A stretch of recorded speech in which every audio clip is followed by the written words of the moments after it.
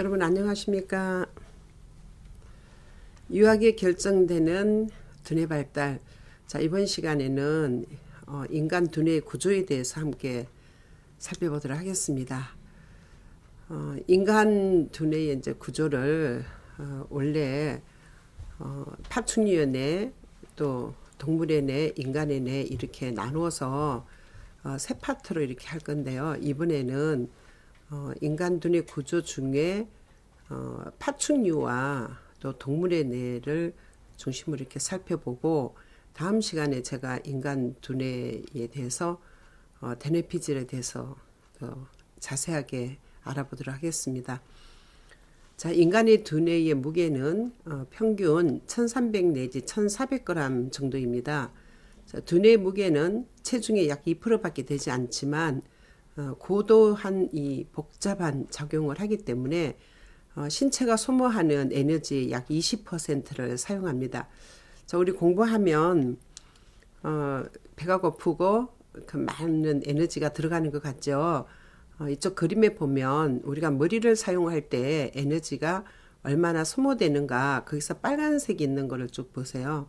몸 전체에 많은 양의 에너지가 소모되는데, 앞에서 얘기한 것처럼 바로 신체가 소모하는 에너지의 약 20%를 우리 두뇌를 사용할 때 에너지가 들어간다고 합니다.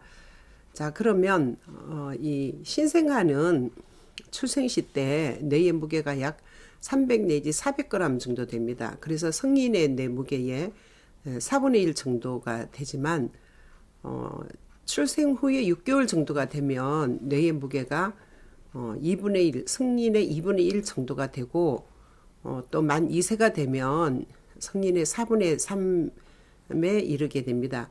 자, 그러면 만 5세가 되면 얼마나 발달할까요?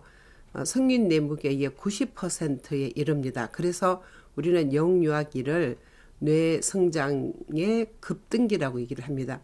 여러분, 보통 이제 유치원을 보내거나 어린이집을 아이들을 보낼 때 거의 다 이제 이 나이 속에 들어있잖아요. 포함되어지죠. 그래서 만 5세의 유치원 시기에 발달하는 뇌의 무게가 성인의 90% 정도니까 거의 뭐 다 발달을 한다고 봐도 우리가 뭐 다른 그 의견을 제시할 수 없을 거예요. 많은 학자들이 그렇게 얘기를 하고 있는데, 그럼 나머지 10%는 언제 발달하느냐?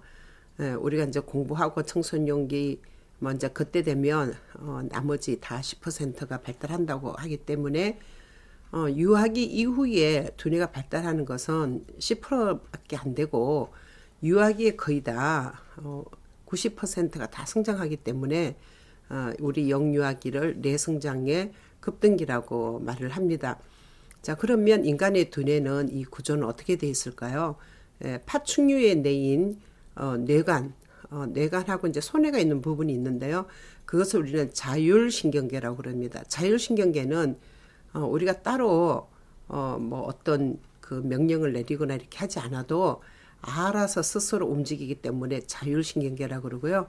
또 포유류, 그러니까 이 동물의 뇌, 이것을 뭐라고 그러냐면 우리는 대뇌 변형계라고 그럽니다. 자, 거기는 시상과 시상하부가 있고 또 편도, 또 해마 이런 것들이 있는데 그 뒤에 이제 그림에서 자세히 살펴볼 것이고요. 그 다음에 인간의 뇌는 이제 대뇌피질로 되어 있습니다. 그래서 이렇게 3층으로 구성되어 있습니다. 뇌는 파충류의 뇌 1층, 동물의 뇌 2층, 그 다음에 인간의 대뇌피질 3층, 이래서 3층으로 이렇게 구조가 되어 있다, 이렇게 보시면 되겠습니다. 자, 그러면 인간 두뇌 구조의 그림을 한번 보시겠습니다. 앞에서 제가 말씀드렸던 이 뇌관과 소뇌가 바로 이제 파충류가 갖고 있는 뇌라는 거죠. 여러분, 파충류도 그 몸속에서 알아서 다 이제 피도 흐르고, 또 생명을 유지하기 위해서 뭐 숨을 쉰다든지 뭐 호흡하는 거 뭐 이런 것들 다 이제 그 뇌관에서 다 처리를 하거든요. 그럼 이제 소뇌는 어떤 것을 이제 의미하냐면 움직임이에요. 그러니까 신체 움직임, 동작에 관한 것인데, 파충류도 날아다니거나 이렇게 움직이잖아요. 그러니까 뇌관과 소뇌를 우리는 파충류의 뇌라고 그러고, 이제 이거는 1층으로 보고 있습니다. 그럼 이제 2층에 있는 것이 이제 시상하고 시상하부가 그 밑에 있고요. 그다음에 후각부 있죠. 그 밑에 편도 해마가 있는데 이것이 2층에 내로 돼 있어서 동물의 뇌, 그래서 대뇌 변연계라고 얘기를 합니다. 자, 그다음에 이렇게 꼬불꼬불한 이 그 뇌의 모양이 있죠. 이게 대뇌피질인데 이 대뇌피질이 거의 뇌의 한 80%를 차지를 합니다. 이 대뇌피질이 바로 인간의 뇌인데 인간의 뇌가 바로 이제 3층층에 있는 거죠. 그래서 이게 맥클린이라는 분이 1층, 2층, 3층으로 이 세 가지를 다 갖춘 것이 바로 인간의 뇌다 이렇게 설명을 하고 있습니다. 그러면 인간의 뇌인 이 대뇌피질에 이제 이렇게 가기까지 제일 처음에 있었던 것이 바로 이제 파충류의 뇌죠. 다른 말로 우리는 자율신경계라고 그러는데 이 파충류의 뇌는 아이가 태아기 때부터 생후 15개월까지 거의 다 발달합니다. 어른처럼 똑같이 된다는 거죠. 그러면 이제 이 뇌간에서는 어떤 일을 할까요? 뇌간은 어디 있냐면 우리 그 목 있죠. 목 뒷목에서부터 이렇게 쭉 엉덩이 꼬리뼈까지 이렇게 뇌간이 쭉 이렇게 이제 세포가 이렇게 연결이 돼 있는데요. 이 뇌간에서는 신체 운동을 조정합니다. 그리고 이제 호흡합니다. 심장 박동 당연히 하죠. 그 다음에 혈액을 순환시키고 또 생화학적인 반응을 무의식적으로 조절합니다. 자, 이러면 여러분 어렵죠. 어떻게 설명을 하면 쉬울까요? 우리가 두뇌를 이렇게 얘기를 할 때, 이거 뇌는 이게 보이지도 않고, 낱말 자체가 이제 어렵다고 다 그러시는데, 제가 초기에 우리 유아교육 하면서 이제 칠감각에 관해서 감각 발달이 하면서 뇌 이론을 이제 많이 원장님들 또 교사들한테 전파를 했는데, 학교에서 이렇게 배울 때 어려웠던 뇌 이론이 저한테 설명 듣고, 이 세미나하고 이제 같이 강의를 이제 좀 이렇게 했어요. 그때 이걸 듣고 나면, 대학원에서 배웠던 이런 것들이 쫙 정리가 된다 그러더라고요. 그래서 최대한 제가 이제 쉽게 설명을 해드리려고 그러는데, 뇌간은, 우리 척수가 이제 지금 어떻게 돼 있냐면, 뇌간에서 목 뒤에부터 이제 엉덩이 꼬리뼈까지 이렇게 쭉 이렇게, 뇌간이 연결이 돼 있어서, 우리가 자세를 똑바로 하면 그렇지 못한 사람보다 훨씬 더 공부를 잘할 수 있고 집중을 잘할 수 있는 거예요. 그래서 우리 자세가 안 좋으면 이 공부하는 자세가 안 되면 이거 집중하는 게 좀 힘들잖아요. 그래서 이 뇌간이 굉장히 중요한데 이 뇌간에서는 우리 호흡을 지금 하는 거 생각해 보세요. 우리 여러분 가만히 있어도 알아서 이렇게 호흡이 다 되잖아요. 그리고 심장 박동하는 거 한번 생각해 보세요. 가만히 있어도 심장이 이렇게 쿵쿵 이렇게 뛰죠. 그다음에 가만히 있어도 혈액이 이 많은 핏줄을 통해서 동맥, 정맥, 그다음에 이 모세혈관 이런 거 다 이렇게 통해서 이 혈액이 순환을 한다고요. 여러분 명령해서 하는 거 아니죠. 알아서 자율적으로 하기 때문에 우리가 자율신경계라고 그러는 거예요. 그리고 생화학적인 반응을 무의식적으로 조절합니다. 자, 예를 들어서 우리가 방귀가 나오는 거 이런 것도 전부 다 생화학적 반응이죠. 이게 무의식적으로 우리가 다 이제 이 조절을 하는 거죠. 내가 이렇게 소변이 마렵다 그러면 이제 이 관략근을 이제 수위 조절하는 거 있잖아요. 이런 것도 전부 다 어쨌든 간에 무의식적으로 이렇게 다 조절을 하는데 이 모든 것들을 컨트롤하는 게 뭐냐면 뇌간이라는 거예요. 그런데 우리가 명령을 안 내려도 자동적으로 하기 때문에 자율신경계라 그러는데 예를 들어서 이제 맥박이 이렇게 뛰는 거 한번 보세요.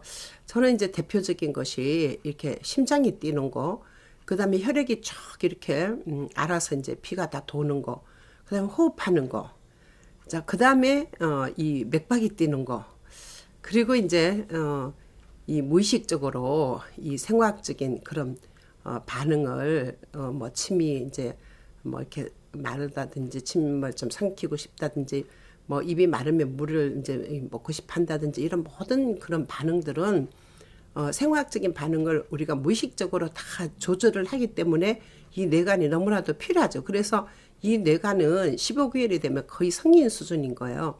그래서 이번 시간에 제가 이제 할 것은 그러면 우리가 뇌가 이렇게 발달되니까 그러면 어떤 프로그램을 주면 이 두뇌 발달을 더 성장시키고 이렇게 중요한 이 두뇌의 그 두뇌가 성장하는 두뇌 발달에 급등긴 유아기에 우리가 어떤 프로그램을 주면 좋을까? 거기에 대해서 이제 제가 강의를 하는 거예요. 그럼 이제 뇌관은 우리가 하나님 우리를 창조하실 때 이미 아주 완벽하게 이렇게 뇌관을 다 이렇게 만들어 놓으셔서 자율신경계는 그냥 스스로 움직이는 거예요. 여러분들이 명령한다고 되는 거 아닌 거죠. 예를 들어서 심장 뛰어라 이렇게 명령을 한다고 심장이 뛰는 거 아니죠. 피가 흘러라 그런다고 되는 거 아니죠. 정말 너무 완벽하게 창조되어 있기 때문에 정말 우리는 이걸 매일 감사해야 되는 거예요. 저는 매일 이걸 감사합니다. 왜냐하면 호흡하고 뭐 예를 들어서 이렇게 피가 흐르고 또 이렇게 그 심장 박동하는 거를 우리가 몇 초마다 이거 뛰어라 이렇게 명령을 내리면 언제 다른 일을 하겠습니까? 공부는 언제 하겠습니까? 공부하다가도 그 몇 초마다 심장 뛰어라 이렇게 얘기를 하면요 정말 아무 일도 못 하는 거죠. 그러니까 무의식적으로 다 할 수 있기 때문에 이 뇌관의 발달을 위해서는 우리가 특별히 할 프로그램이 없어요. 그런데 자, 두 번째 이 손해부터는 우리가 전부 다 적절한 어떤 프로그램을 줘야 발달하기 때문에 이번 시간에 제가 얘기하는 것은 그러면 유아기의 영유아기 때 특히 뭐 영영아도 다 포함이 되죠.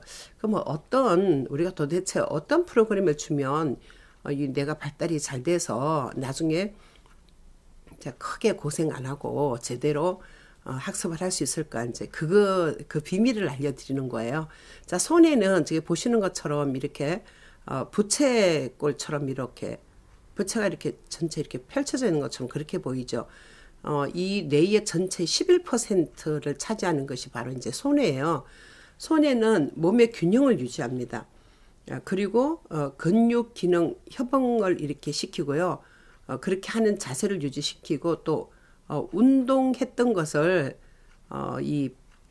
기억을 합니다. 어떤 운동 반응을 학습하고 배우고 기억을 하는 거예요. 예를 들어서 엄마가 이렇게 공을 이렇게 던지는 걸 애한테 보여줘요. 그러면 아이는 공은 저렇게 던지는 거구나 하고 그것을 보고 학습을 하고 기억을 하고 다음에 공을 주면 그렇게 던질 수 있다는 거죠. 이 손해가 바로 출생에서 만 2세까지 다 발달이 되는 거예요. 자, 왜 손해는 여러분 이 파충류의 뇌에 들어있을까요? 그 운동에 관한 거는 나중에 대뇌피질에서도 두정엽에서도 운동에 관한 것을 다 이 관장을 하는데 손에는 파충류에도 있는 뇌이기 때문에 팔이 목이 얘들도 움직일 때 어떤 방향을 보고 움직이잖아요. 그러니까 손해가 없으면 이게 불가능하다는 거죠. 그래서 그럼 우리는 이 손해 발달을 위해서 어떤 프로그램을 해야 될까요?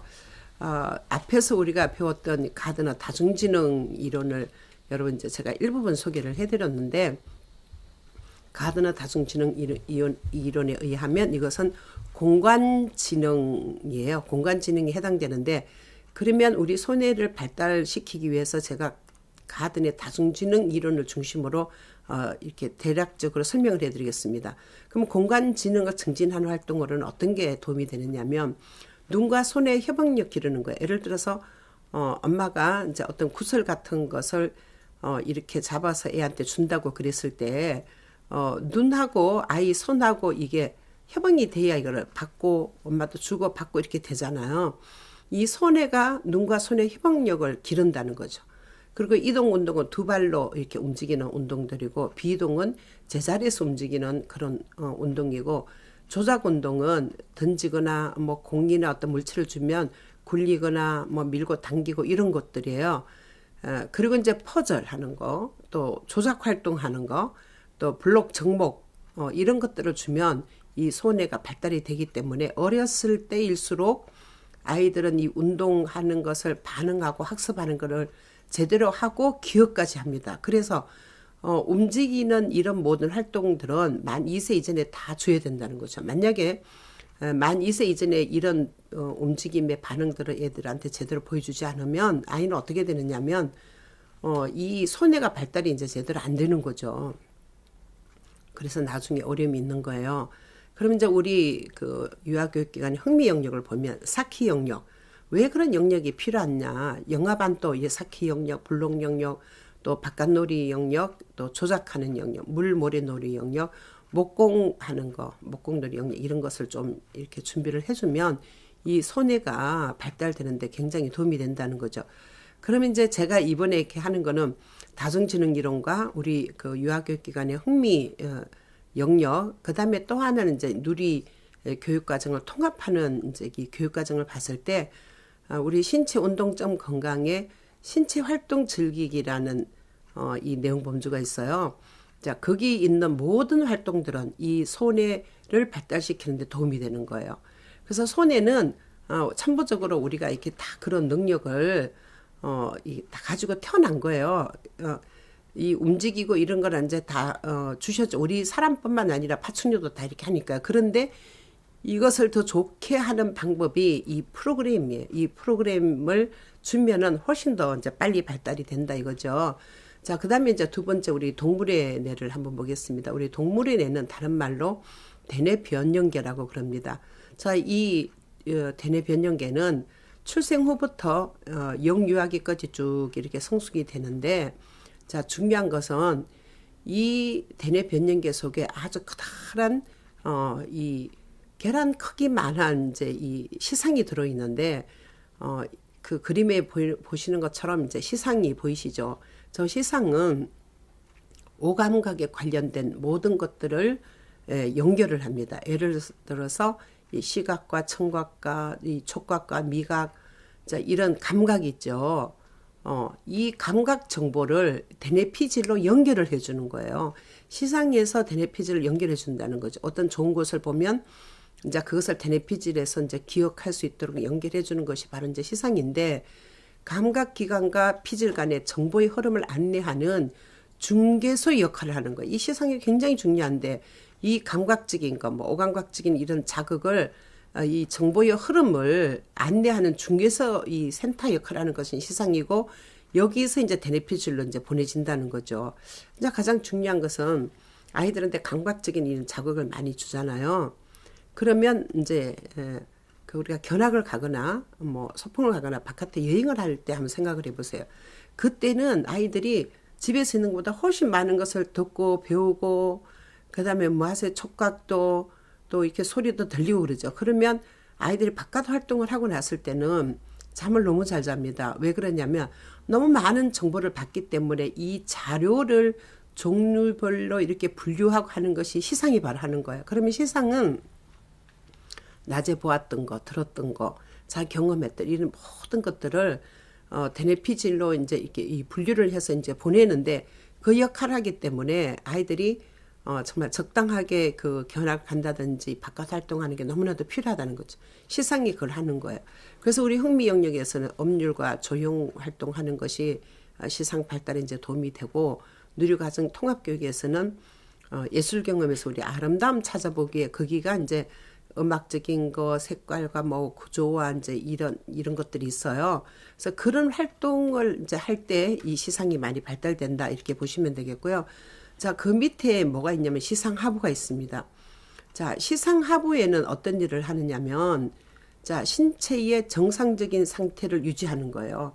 자, 예를 들어서 우리가 뭐 이렇게 갑자기 이렇게 더우면 어떻게 해요? 땀을 이렇게 흘려서 이 체온을 이제 이렇게 좀 바로잡고 이렇게 하죠. 이 시상하부에서 정말 우리 생명을 유지하는 데 필요한 모든 것들을 이 다 컨트롤하는 것이 이제 시상하부에 들어있는데, 자, 예를 들면 성욕이나 식욕, 수면, 공격적인 행동, 쾌락을 조절하는 거, 사람이 살아가는 생존에 아주 중요한 역할을 하는 것이 바로 이제 시상하부에 있다는 거예요.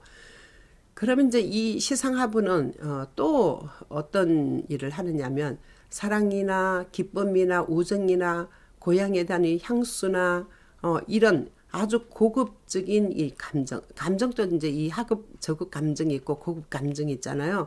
고급 감정을 이 다스리고 이 컨트롤하는 게 시상하부에서 하는 거예요. 그러면 이제 우리는 어떤 프로그램을 해야 되냐면 다중지능에서 대인관계 지능을 증진하는 활동을 해야 되는 거예요. 다른 사람과 같이 이렇게 그 인터퍼스널 인텔리전스라고 얘기했죠. 그 사람들 사이에 이제 사회 지능이죠. 그런 걸 좋게 하면서 사랑도 느끼고 기쁨도 느끼고 우정도 이제 갖게 하고 이런 프로그램을 하는 것이 이제 중요하고 그다음에 저는 이제 이 생태를 통합하는 그런 활동을 하면 이 시상하부가 발달되는데 참 도움이 된다고 봐요. 바깥놀이 할 때요, 산책할 때, 이 그야말로 이제 생태에 관한 이 활동을 이렇게 많이 하면 생태를 이제 우리 뭐 식물 기르는 것도 뭐 그런 것도 있겠죠. 바깥놀이 하고 또 좋은 공기 마시고 막 이렇게 하면 이런 모든 것들이 사실은 시상하부를 이제 좋게 하는 거죠. 그리고 누리과정 통합 과정에서는 사회관계에서 나를 알고 존중하기 이제 여기서 들어가는 게 이제 사람 정서에 관한 부분이 있거든요. 그래서 시상하부에서 이런 프로그램이 필요하다 보시면 되겠고요. 그다음에 이제 호각구가 하나 있어요. 지금 이제 대뇌변연계 동물의 뇌를 제가 설명하고 있어요. 호각구는 여러분들이 이제 잘 모르실 텐데 냄새를 감지하는 신경세포가 다 모여있는 부분이 바로 호각구예요. 그런데 이 호각구는 어떤 역할을 하냐면 내가 어떤 냄새를 맡았었던 그 기억, 그때 감정, 또 그때의 자기가 그 느꼈던 그 인지적인 그런 기능하고 다 연결이 되는 것이 바로 호각구예요. 예를 들어서 이제 엄마가 이 끓여주신 된장찌개 맛은 우리가 바깥에서 식당에서 사 먹는 거하고 맛이 다르죠. 그래서 한 숟가락 이렇게 입에 탁 넣으면 아 이거 우리 엄마가 끓여주신 된장찌개다 이런 느낌이 들죠. 자 그런데 그것을 기억하는 거, 그때 먹었을 때 감정, 그리고 그때 어떤 이야기를 나눴던 거, 뭐 이런 것들이 다 복합적으로 해서, 후각구에서 이제 이 감지하는 게 다 있단 말이에요. 그런데, 그거를 딱 알아차리는데 걸리는 시간은 0.02초밖에 아닌 거예요. 우리가 눈 깜짝할 그 사이보다 10배 빠른 속도예요. 그러니까, 후각구가 다 이런 그 감정과 그때 관련됐던 모든 일들을 기억하기 때문에 어렸을 때 정말 그 음식을 줄 때도 이렇게 좋은 기억을 느끼게 하고 좋은 정서를 느끼게 하고 너무 필요한 거죠. 그러면 이제 이 후각구는 우리가 이제 어떤 그 프로그램 하면 후각구를 많이 발달시킬 수 있을까요? 저는 가드너 다중지능 이론에서 이제 8번째 지능 자연 친화 지능을 이제 증진할 수 있는 활동을 하는 게 좋다고 보고요. 자연의 냄새 맡기. 뭐 자연의 냄새만큼 좋은 냄새 없습니다. 우리는 그 꽃향기라든지 이런 것도 거의 지금 막 그 세제에서 이렇게 보면 막 그런 것도 많이 넣고 뭐 섬유제도 많이 넣는데 그런 거는 자연의 향기가 아니죠. 자연의 향기는 꽃이나 풀이나 이런 정말 모든 그 창조물에서 나오는 자연의 그 냄새, 그런 냄새를 맡을 때 이 후각구가 많이 발달되는 거예요. 그래서 자연 친화적인 활동을 하고 또 맛을 보는데도 다양한 맛의 경험을 줘야 되는 거예요. 그래서 중국 사람들의 예를 나면 이제 그 신맛과 뭐 짠맛을 뭐 이렇게 준다 그러더라고요. 또 뭐 5가지 그 오미자의 맛 이런 것도 준다고 그러는데 그 사람들은 이제 세상은 이렇게 어렵단다 그거를 느끼기 위해서 그렇다는데 저는 그거보다 이 두뇌 발달에 이 후각구 발달에 그런 맛의 경험을 많이 할수록 아이들은 그 뇌가 더 활성화되고 이 후각구가 더 발달되기 때문에 그걸 알고 주지 않았나 이런 생각이 드는 거예요. 자 그리고 산책하는 거, 또 생태 교육 활동하는 거, 다양한 자연의 향기 맡기가 아주 최고의 프로그램입니다. 여러분 어떤 냄새 좋아하세요? 막 각각이 좋아하는 냄새가 다 다를 텐데 저는 그 잔디를 비웠을 때 풀을 베고 난 다음에 비가 오고 난 다음에 그 나는 냄새 있잖아요. 그만큼 좋은 냄새, 상큼하고 좋은 냄새는 없는 것 같아요. 그런데 그런 냄새를 많이 맡을수록 이 후각구가 발달된다는 거죠. 그래서 우리 흥미 영역에서는 이제 과학 영역에 해당이 되고 누리과정 통합 교육에서는 자연 탐구 그 영역에 자연과 더불어 살기, 그러니까 아마 산책도 하고 이 생태 프로그램도 하고 식물도 기르고 이런 것들이 후각구를 좋게 하는 그런 프로그램입니다. 자 그러면 그 다음에 이제 우리 그 대뇌 변연계를 자, 전체를 쫙 이렇게 확대를 해서 그림으로 보니까 사람의 뇌에서 아까 보세요. 우리 뇌간을 했을 때 그 네모칸 있는데 밑으로 쭉 내려오면은 이 척수가 뇌간의 척수가 엉덩이 꼬리뼈까지 간다 그랬죠. 그래서 자세 똑바로 해야 된다 그랬죠. 척수가 저렇게 길게 돼 있고요. 제가 이제 강의하다 이런 얘기를 하면 사람들이요 갑자기 자세가 되게 달라지는 거예요. 왜냐하면 이 그 뇌간에 이제 척수가 여기 뭐 거의 엉덩이 꼬리뼈까지 다 연결이 돼 있는데 자세를 똑바로 하지 않으면 뇌 발달이 그만큼 이제 안 좋은 거예요. 그러니까 아이들한테 자세 바르게 하는 게 얼마나 정말 기본적인 자세고 중요한지 이제 이걸 통해서 아실 거예요. 그리고 이제 대뇌 변형계 네모 안에 있는 거를 다 크게 보니까 이제 내궁이라는 게 있고 그 밑에 또 시상이 있고 또 시상 하부가 있고 해마 편도 이렇게 그림으로 다 연결이 돼 있죠. 저 그림 이제 밑에 그 시상 하부에 있는 게 이제 영어로 이렇게 보세요. A가 이제 뭐냐면 심장 고동 이 고동을 조정하는 센터가 들어 있고 B가 바로 이제 혈압 조정 센터고 C는 체온 조정 센터고 D는 호흡 조정 센터예요.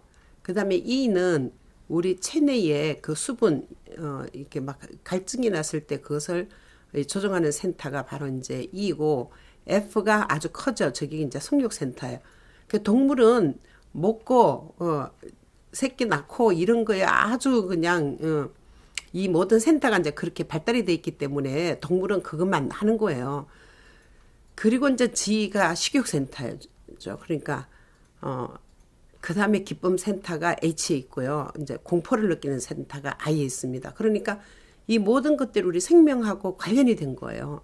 생명 유지하는 데 관련된 것이 이제 대뇌 변형계 있는데 저렇게 많은 센터들이 움직이면서 각각 센터에 따라서 이제 이 반응을 그렇게 하는 거죠. 대뇌 변형계를 보면 이제 저렇다. 이거는 동물의 뇌이기 때문에 사람도 그 동물의 뇌를 갖고 있으니까 인간도 동물처럼 저렇게 먹는 거, 뭐 심장, 혈액, 뭐 등등 체온 조정하는 게 다 연결이 돼 있다 이렇게 보시면 되겠습니다. 자, 그다음에 동물의 뇌에서 이제 크게 이렇게 여러분들이 알아야 될 게 편도예요. 이제 편도는 만 3세경이면 거의 뭐 성숙된다고 보는 거예요. 자, 어떤 역할을 하냐 편도는 두뇌의 심리적인 보초 역할을 하는 거예요. 자, 어떤 거 이제 정서 조절을 하는데 사람이 이제 두려움을 느끼잖아요. 어떤 이제 공격적인 거, 이런 것들을 이제 이 공격성이 온다든지 뭐 두려움이 온다든지 그랬을 때 정서 조절 역할을 하는 것이 바로 이제 편도인데 편도는요, 정서적인 요소를 기억을 합니다. 예를 들어서, 3살 때 강아지한테 물린 아이들은 70살이 되어도 강아지만 보면, 개만 보면 깜짝깜짝 놀라는 거예요. 어릴 때 교통사고 났어요. 그러면 나중에 차만 보면 계속 놀라는 거죠. 이 편도가 모든 것을 기억하기 때문에 그렇습니다. 3살이 되면 자기의 정서에 힘들었던 이 모든 부분을 기억하기 때문에 동물이 낸데, 그 동물도 누가 때리면 그 때리는 사람 보면 싫어하잖아요. 이 편도가 기억하기 때문에 그러는 거예요. 그래서 화라든지 무서움이라든지 슬픔, 또 증오심, 이런, 이렇게 공격과 관련되니까 이런 하급 감정을 불러일으키는 것이 바로 이제 편도예요. 그런데요, 정말 좋은 게 있어요. 이 편도가 이제 저렇게 화나 무서움이나 두려움이나 슬픔, 증오심 이런 것들을 막 불러일으켜도 인간의 뇌인 대뇌피질에서 보면 이 전두엽에 그 많은 그 사람만이 할 수 있는 뭐 그 있잖아요. 문의 발달도 그렇지만 전두엽에서는 하는 게 그 언어와 관련된 그런 것들이잖아요. 그러니까 책을 보면 좋아지는 게 전두엽이죠. 전두엽은 이제 명상한다든지 이렇게 정서를 이렇게 좀 안정되게 이렇게 하면서 그런 느낌을 많이 갖게 되면 이 편도가 좋아진다는 거예요. 예를 들면 어떤 교육과 교양으로 전전두 피질의 그 잔해에서 이것을 활성화를 계속 강화하면 편도가 이제 막 감정 분출을 이렇게 하려 그럴 때 전두 피질에서 딱 이렇게 그것을 브레이크를 잡는 거죠. 제어를 하는 거죠. 그래서 왜 인간은 책을 읽고 사람들의 그런 형편을 이렇게 알 수 있는 그런 동화라든지 그런 감정을 불러일으키면서 이게 이 좋은 감정을 이제 갖게 해야 되냐면 편도는 이제 막 이게 안 좋은 것만 계속 기억을 하고 있는데 우리가 전두엽의 이 발달을 가져오면 우리가 책 읽고 이렇게 수양을 하고 좀 이렇게 수양을 닦는 거죠. 인격적으로 이제 닦으면 편도가 어떤 나쁜 감정을 막 이렇게 발산하려고 그럴 때 잡아준다는 거예요. 전두엽이 그렇게 중요한 거예요.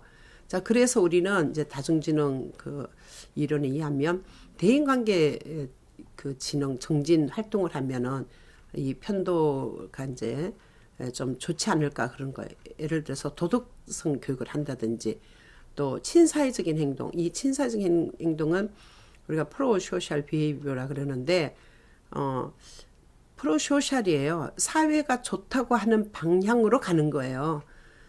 사회가 옳다고 하는 방향으로 가기 때문에 남을 돕는다든지 나누어준다든지 또 이타적인 행동을 한다든지 뭐 거의 이제 남에게 친절을 베풀고 뭐 이렇게 하는 행동이죠. 자, 이런 행동을 하게 되면 이 편도 발달이 이제 이 그 공격적인 행동에서 이제 이 좀 제어를 하면서 좋게 변한다는 거죠. 그래서 흥미 영역에서는 이제 극한놀이 영역의 활동을 하면 다른 사람의 입장에도 생각하고 그러니까 이제 좋아질 것이고 누리과정 그 통합교육에서는 사회관계에서 더불어 생활하기 다른 사람과 더불어 생활하면서 이 많은 이제 수양으로 교양을 닦아서 이때 자기 감정도 좀 억누를 수 있도록 이렇게 해야 된다는 거죠. 근데 편도는 3세 경이면 다 성숙하기 때문에 절대로 3세 미만의 아이들한테 이렇게 공격적인 두려움, 무서움 이런 것들을 크게 느끼게 하면 안 된다는 거죠.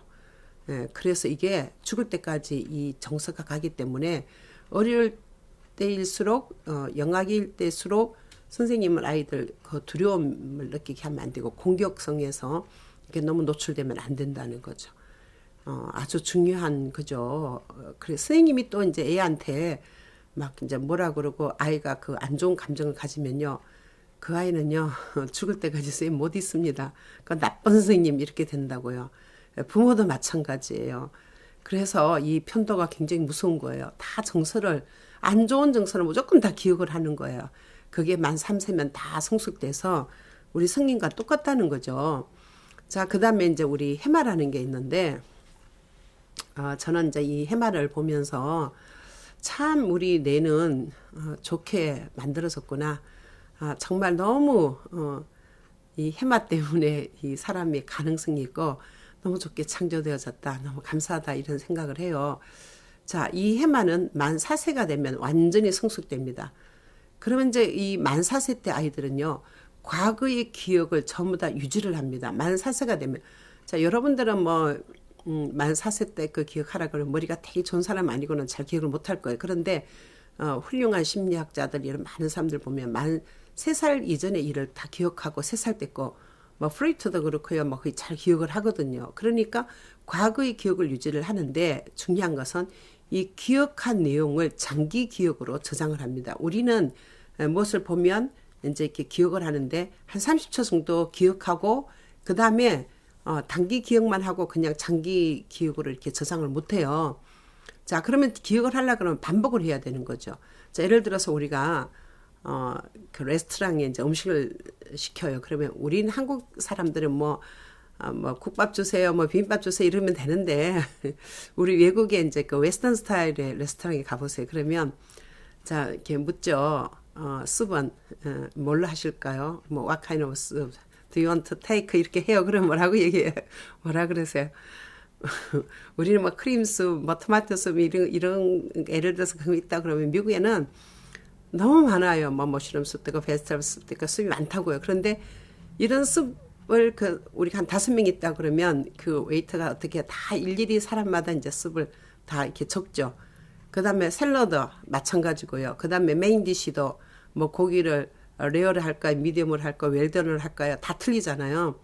그러면 이제 이 코스로 밥을 먹을 때 이 웨이트가 그거를요, 딱 음식을 갖다 주고는 잊어버리는 거예요. 만약에 이거를 다 장기 기억으로 올리면요, 얼마나 이 사람 머리 아프겠어요. 그러니까 보통 우리는 단기 기억에서 이제 사라지는데 이 학습하고 공부한 거는 여러분 단기 기억으로 해서 다 없어져 버리면 시험 칠 때 어떻게 하겠어요. 그래서 우리는 장기 기억으로 이제 저장을 해야 되는데 이 해마가 감각 기관을 거쳐서 들어온 정보를 오랫동안 기억하고 유지하게 해주는 거야. 그러면 감각 기관에서 이 거쳐서 들어온 그런 정보를 유지한다 그런데 우리 그 프로젝트 수업을 제가 앞에서 이제 강조를 했잖아요. 프로젝트 수업은 오감각이 무조건 기본적으로 들어가야지 이제 어린아이들도 잘할 수 있고요. 자, 그다음 프로젝트 수업은 직접 체험을 하잖아요. 그러니까 직접 체험하는 것은 오랫동안 기억을 하거든요. 그러니까 해마가 가장 오랫동안 기억하는 수업이 프로젝트 수업이에요. 그래서 저는 이 해마 발달을 위해서도 여러분들이 아이들한테 꼭 프로젝트 수업을 해야 된다고 생각하는 거예요. 그래서 이제 다중지능 이론에 의해서 보면 8가지 지능이 전부 다 통합으로 이 좋아지는 것이 바로 해마예요. 예를 들어서 우리 그 언어 지능 있었잖아요. 논리 수학 지능 있었죠. 그 다음에 공간 지능 있었죠. 그 다음 무슨 지능 있어요? 음악 지능도 있고 또 이제 사회관계, 대인관계 지능도 있고 또 자기 이해 지능도 있었고 또 뭐가 있어요?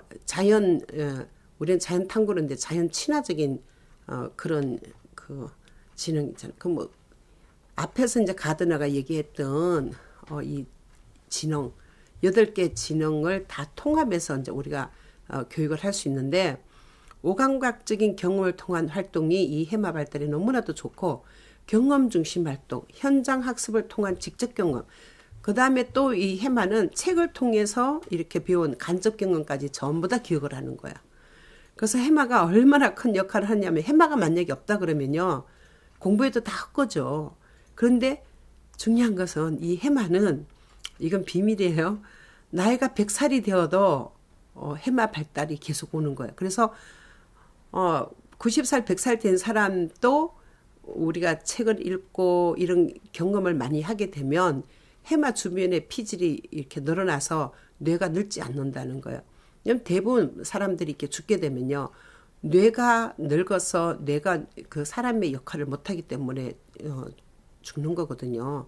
그러면 해마 주변의 피질을 계속 좋게 하는 것은 계속 반복적인 학습을 하고 경험을 하고 직접적인 경험하고 체험하고 이런 것들이에요. 그러니까 우리는 프로젝트 수업만큼 이렇게 종교 없고 늙어도 저는 앞으로 이제 이 프로젝트 수업이 할머니 할아버지들한테도 이게 정말 귀하게 쓰임 받을 것 같아요. 왜냐하면 해마 주변의 피질을 좋게 하는 것은 프로젝트 수업 외에 뭐 그만큼 뭐 다른 뭐 암기를 해서 그만큼 좋아지는 건 아니에요. 그렇지만 오래 못 가잖아요. 이 암기하는 수업은. 그런데 이거 직접 체험한 건 오래 가니까. 그래서 흥미 영역을 보면 우리 언어 영역, 수, 과학, 조형, 조작, 블록, 법률, 요리 영역, 흑화, 뭐 바깥놀이, 물놀이 전부 다 통틀어서 흥미 영역에 있었던 모든 활동이 전부 다 해마가 기억을 하는 거죠. 그런 누리 과정의 통합교육을 보면 신체 운동성, 건강, 의사소통, 사회관계, 예술경험, 자연탐구 모든 그 교육 과정의 영역에 이 통합교육이 결국은 이 해마가 다 기억을 하면서 되뇌 이 피지를 우리 그 지금 동물이 내잖아요. 해마가 되뇌 피지를 이제 다 보내면서 이 해마 주변의 피질이 늘어나면서 뇌가 건강하고 싱싱해지고 오랫동안 간다는 거죠. 그래서 아주 중요합니다. 여러분 이번 시간에 제가 이렇게 해서 전체적으로 파충류의 뇌하고 또 동물의 뇌를 소개를 해드렸는데 여러분들이 이제 한꺼번에 많이 들어서 이렇게 뭐가 복잡할 거예요. 그런데 이 두뇌 이론 자체는 어려워요. 절대 쉽지 않아요. 저는 그 수많은 강의를 했었고 또 실제 프로그램하고 연결하면서 이제 이 교사들한테 알려줬기 때문에 저는 잘 기억을 하고 있습니다. 여러분들도 반복해서 이걸 한 10번만 들어보세요. 그러면 파충류의 뇌는 뇌관과 소뇌로 나눠졌구나. 그럼 대뇌 변형계는 시상과 시상하부, 편도, 해마 지금 뭐 했는 거 다 기억이 나시죠? 이렇게 해서 여러분들이 그럼 어떤 프로그램을 내가 주면 아이들이 영유아기 때 특히 어렸을 때 정말 그 뇌 발달을 잘 이룰 수 있을까? 그건 선생님들의 숙제예요. 저는 이 강의가 뭐 비단 교사뿐만 아니라 원장님들도 이제 보셔야 될 것이고 또 아이를 기르는 학부형들 정말 이 부모님들 다 이 경쟁 사회에 우리 제4차 산업혁명 시대에 내가 발달 잘 되는 그런 아이로 기르고 싶잖아요. 이제 고생시키지 않고 정말 이렇게 쉽게 아이들이 기억하고 이렇게 하면은 얼마나 편하시겠어요. 해마 발달 잘 이루어서 쉽게 아이가 기억하고 이러면 다른 사람이 단어 1시간 외울 때 얘는 뭐 한 5분만 외우면 다 기억을 한다든지 이렇게 하면 여러분 그만큼 성공적인 교육이 어디 있겠어요. 근데 이거는 적기가 있어요. 또 영유아기 때 해야 되기 때문에 이런 프로그램을 잘 기억하시고 현장에서도 그렇게 하시고 부모님들도 집에서 아이들한테 그런 프로그램을 줘보시면서 유아교육기관과 또 가정이 같이 연계되면서 정말 훌륭한 한 아이로 길러내는 여러분들 다 됐으면 좋겠습니다. 다음 시간에는 제가 되뇌피질로 인간의 뇌로 만나보겠습니다. 여러분 수고하셨습니다. 감사합니다.